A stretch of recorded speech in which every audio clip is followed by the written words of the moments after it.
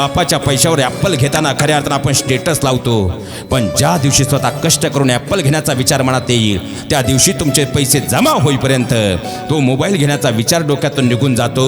कारण हाताला फोड नसताना मनात विचारांचे लाडू फुटतात, पण ते कष्ट करताना हाताला फोड आले तर आयुष्यात मात्र वास्तवामध्ये ती स्वप्नसुद्धा दूर पळून जातात. हे सगळ्यात मोठं वास्तव आहे. अहो, कोरोनामध्ये मोठमोठे लाखोचे अकाउंटसुद्धा पतसंस्थान बँकाच्या अलगद 2 वर्षात आपले रीते होताना आपण पाहिलं.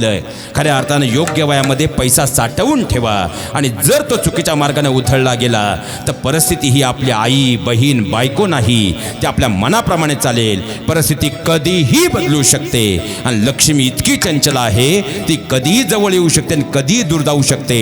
म्हणून ऐपत नसताना नको त्या गोष्टींवर खर्च करू नका. उलट आहे त्या रुपयाला दुसरा रुपया कसा जोडता येईल याचा विचार करा.